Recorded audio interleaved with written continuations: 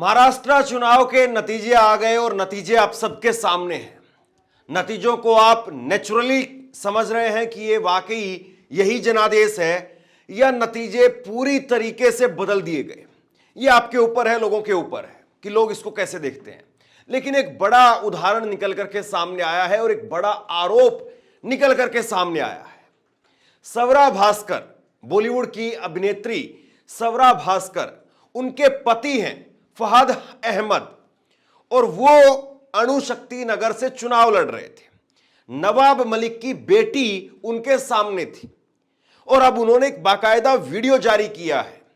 Video जारी करके उन्होंने कहा है, उन्होंने बताया है, आगे मैं आपको वीडियो दिखाने वाला हूं। उन्होंने कहा है कि मैं 17 राउंड तक लगातार आगे था, पहले राउंड से लेकर के और 17 राउंड तक लगातार आगे था। कुल उनकी विधानसभा के अंदर 19 राउंड है, 17 राउंड तक वो लगातार आगे चलते रहे और जैसे ही 18वें और 19वें राउंड के अंदर जो ईवीएम मशीन खोली गई, उस ईवीएम मशीन के अंदर 99% बैटरी मिली। उस ईवीएम मशीन में वो हारते चले गए। मतलब ये वाकई अपने आप में सरप्राइजिंग है। और ये मुंबई की अणुशक्ति नगर विधानसभा है। कई बार ऐसा तो देखने को मिलता है कि कोई विधानसभा ऐसी होती है कि जिसमें आधे जिसमें गांव लगते हैं, आधे जिसमें शहर लगते हैं। या फिर ऐसा लगता है कि एक गांव है, वो उसका खुद का प्रत्याशी का गांव है, तो उसमें प्रत्याशी गांव में बिल्कुल बम्पर उसी को वोट चले जाते हैं, बाकी जगह पर दूसरा कोई उम्मीदवार जीत करके आता है। लेकिन यहां पर बिल्कुल अजीब तरीके से वो बता रहे हैं।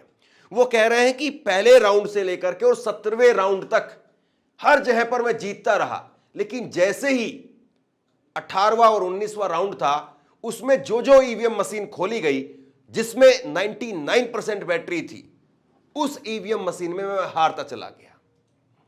अब वो ये सवाल भी उठा रहे हैं कि ईवीएम मशीन सुबह 7 बजे से लेकर के शाम को 6 बजे तक काम करती रही, तो उसमें आखिरकार 99% बैटरी चार्ज कैसे रह सकती है। मेरा नाम फहद अहमद है। मैं शरद चंद्र पवार साहब एनसीपी गठ से 172 अणुशक्ति नगर विधानसभा का उम्मीदवार था। जैसा कि आप इलेक्शन कमीशन की वेबसाइट पे देख रहे थे, मैं लगातार जो है आगे चल रहा था। हत्ता कि 17वें राउंड तक जो है मैं आगे चल रहा था और कुल राउंड जो थे वो 19 थे। और फिर एक मिस्ट्री चालू होती है कि जो ईवीएम सुबह वोटिंग के दिन सुबह 7 बजे से लेके शाम को 6 बजे तक चली थी, उनकी 99% बैटरी निकलती है। और वो 99% बैटरी जहाँ जहाँ निकलती है, उसमें मेरी जो सामने वाली उम्मीदवार हैं सना मलिक जी, जो सुबह से यहाँ नहीं आई थी, शायद उनको अंदाज़ा था। हम लोग यहाँ 5:30 बजे आ गए थे, लेकिन वो अब तक यहाँ नहीं आई थी, शायद उनको अंदाज़ा था। लेकिन जिस तरह की शायद महाराष्ट्र के अंदर जिस तरह की भी चीज़ें चल रही थी, उस घटना के बाद जो रुख महाराष्ट्र की राजनीति में हो रहा था, 99% की जो ईवीएम निकल रही थी, उसमें मेरे से उनको डबल वोट मिल रहा था। और बूथ पे वो मुझसे पीछे चल रही हैं, लेकिन जैसे ही कोई भी ईवीएम खुलती है जिसमें 99% बैटरी है, उस ईवीएम को कहीं ना कहीं किसी ना किसी तरीके से उसमें डबल ट्रिपल का मार्जिन सना मलिक जी लेके चल रही हैं। ये बहुत ही चिंता का विषय है। मैं इलेक्शन कमीशन को अभी लिख रहा हूँ रिकाउंटिंग के लिए, और मुझे पूरी उम्मीद है कि ये जो 99% बैटरी का जो मिथ है, उसको लेकर कोई ना कोई जो है कारण और कोई ना कोई जो है जांच बैठाई जाएगी और उस जांच से पहले किसी भी तरह के रिजल्ट की घोषणा नहीं होगी। अब इसमें एक और बड़ी दिलचस्प बात है। दिलचस्प बात यह है कि नवाब मलिक खुद चुनाव हार गए और उनकी बेटी चुनाव जीत गई।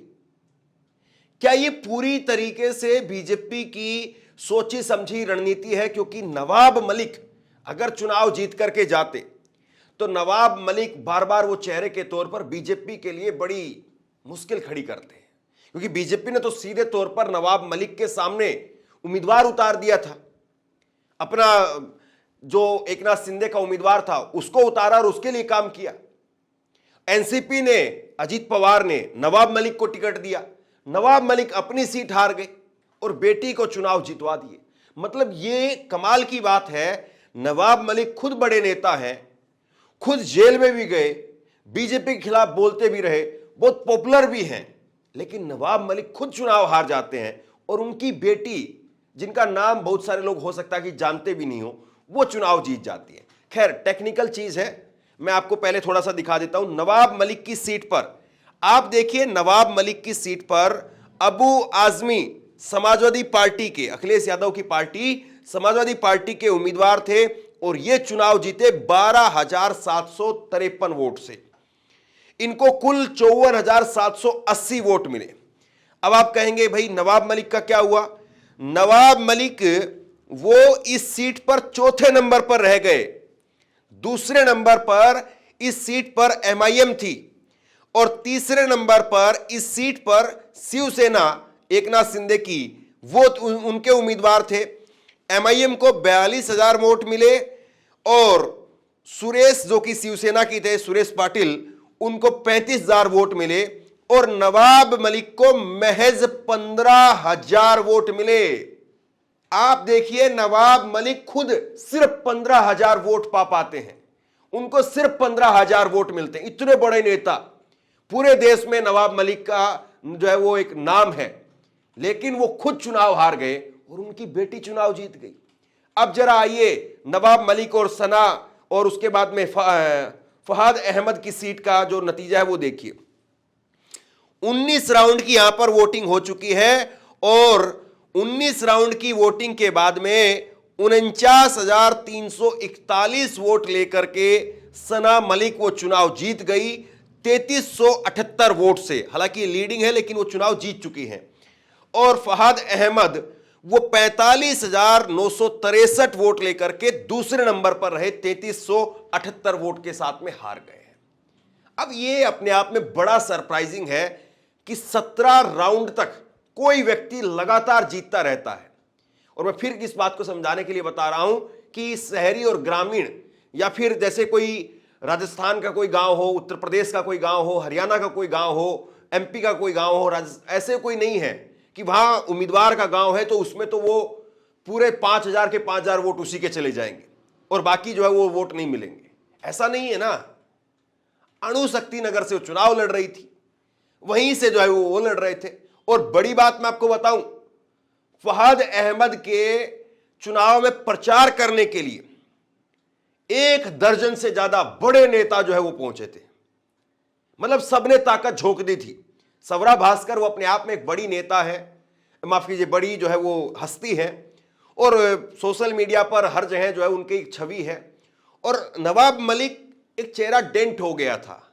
नवाब मलिक, उनका परिवार वो डेंट हो गया था कि नवाब मलिक को अंडरवर्ल्ड के साथ में, दाऊद इब्राहिम के साथ में दिखाया बताया गया बीजेपी की तरफ से। और देखिए आज वो बीजेपी गठबंधन में जाकर के चुनाव लड़ रहे हैं, उनकी बेटी भी बीजेपी गठबंधन में जाकर के चुनाव लड़ रही है। तो ये अपने आप में बड़ी सरप्राइजिंग बात है कि नवाब मलिक की बेटी कैसे चुनाव जीत गई और यहां पर वो भी 17 राउंड तक। मतलब पहले राउंड में आगे पीछे चले तब समझ में आती है। अब देखिए कौन कौन उनके प्रचार में गया था, मैं आपको एक बार लिस्ट बता देता हूं। पप्पू यादव, धर्मेंद्र यादव, संजय राउत, पवन खेड़ा, इमरान प्रतापगढ़ी, कन्हैया कुमार और कई सारे नेता, मतलब दर्जन भर से 2 दर्जन से ज्यादा बड़े नेताओं ने, जो महाराष्ट्र के नेता हैं उनको तो मैं ले नहीं रहा हूं, जो राष्ट्रीय स्तर के नेता है या राष्ट्रीय स्तर पर जिनका नाम है, वो तमाम नेता वो पहुंचे थे इनके प्रचार के लिए। लेकिन फिर भी साहब ये हार गए। सवरा भास्कर ने क्या ट्वीट किया? पूरा दिन वोट होने के बावजूद ईवीएम मशीन 99% चार्ज कैसे हो सकती है? इलेक्शन कमीशन जवाब दे। अणुशक्ति नगर विधानसभा में जैसे ही 99% चार्ज मशीनें खुली, उसके बीजेपी समर्थित एनसीपी को वोट मिलने लगे, आखिरकार कैसे? तो ये जो है उनकी तरफ से कहा गया है, सवरा भास्कर की तरफ से, कि पूरा दिन जो है वो ईवीएम मशीन ने काम किया। मतलब भाई ईवीएम मशीन जब किसी क्षेत्र में होती है तो उस क्षेत्र में जो उसमें वोट डलते हैं तो वो सुबह से लेकर के शाम तक ऑन रहती है। ऐसा तो नहीं है कि कहीं पर जो है वो बंद करके रखेंगे, कोई उम्मीदवार आएगा या माफ कीजिए कोई वोटर आएगा तब उसको ऑन कर लेंगे। वो ऑन रहती है सुबह से लेकर के शाम तक। तो ये एक सवाल जो है वो हरियाणा में भी उठा था, ये सवाल यहां महाराष्ट्र में भी उठ रहा है कि पूरा दिन ईवीएम मशीन वो रह करके फिर शाम तक 99% चार्ज कैसे रह जाती है। इसको लेकर के चुनाव आयोग ने जवाब दिया था कि ईवीएम मशीन की जो बैटरी है वो कैलकुलेटर के जैसे काम करती है, जैसे कैलकुलेटर की बैटरी होती है। मतलब गजब बात है भाई। बहुत सारे लोगों ने तो कहा था कि ये ईवीएम मशीन के अंदर जो बैटरी लगती है ना, वही बैटरी फोन में लगा देनी चाहिए। फोन भी जो धड़ाधड़ बिकने लगेंगे, ऐसी कोई बैटरी हो गई तो उसी बैटरी का पावर बैंक बना देना चाहिए। इस तरह से बातें भी हुई। लेकिन अब फहाद अहमद उन्होंने कह दिया है कि मैं इलेक्शन कमीशन वहीं आ रहा हूं। उनका ट्वीट देखिए, ये फहाद अहमद ने ट्वीट किया है और इन्होंने ट्वीट करके कहा है कि मैं लगातार 17वें राउंड तक जीत रहा था और जैसे ही 99% ईवीएम मशीन आई तो उसके बाद में वो हारना शुरू हो गए। और अब इसके बाद में आगे वो लिख रहे हैं कि ईसीआई यानी election commission of India, I am coming after you, मैं आपके पीछे पीछे ही आ रहा हूं, मतलब मैं वहीं पहुंच रहा हूं। ये अपने आप में एक बहुत बड़ा सरप्राइज है, ये अपने आप में बहुत हैरानी की बात है कि आखिरकार ऐसा कैसे हो रहा है। आखिरकार कोई जो है वो नेता इस तरीके से 17 राउंड रह एक साथ आगे रह करके और फिर 2 राउंड में, और वो भी 19%, वो भी 99% बैटरी चार्ज जो है वो कैसे हो सकता है। एनडीटीवी ने इसको लेकर के लिखा है, मुंबई अणुशक्ति नगर सीट से शरद पवार गुट एनसीपी के उम्मीदवार फहाद अहमद ने ईवीएम पर सवाल उठाए। कह रहे हैं कि जिन ईवीएम की बैटरी 99% चार्ज दिख रही थी, उनसे सना मलिक को डबल ट्रिपल वोट जा रहे हैं। इसकी जांच हो, बिना जांच के रिजल्ट घोषित नहीं हो। तो ये बात जो है इन्होंने उठाई। और अब देखिए कि क्या वाकई जो है ये इसमें घोटाला हुआ है, नहीं हुआ है, मतलब क्या हुआ है, समझ से परे की बात है। लेकिन चुनाव आयोग को इस पर वाकई जो है वो गंभीरता से जवाब देना चाहिए कि ये आखिरकार माजरा क्या है, क्योंकि लोगों का विश्वास जो है वो डगमगाता है। अब चुनाव आयोग कहेगा कि हमने एक बार बता दिया कि कैलकुलेटर जैसे बैटरी होती है, तो आप लोग मान लीजिए। अब और क्या कर सकते हैं, मतलब और कर ही क्या सकता है एक वोटर। चुनाव आयोग ने एक बार कह दिया कि 99%, क्योंकि हरियाणा में तो ये चुनाव में आरोप लगा था कि करीब 20 सीटें ऐसी हैं जहां पर ईवीएम मशीन 99% चार्ज थी और वहां पर कांग्रेस हार गई, बीजेपी जीत गई। तो ये खेल क्या है, ये माजरा क्या है, बार बार लोगों के जहन में सवाल उठता है। कैसे आखिरकार ऐसे हो गया कि 17 राउंड तक वो आगे, जैसे ही 99% चार्ज ईवीएम मशीन खुली वो हार गए।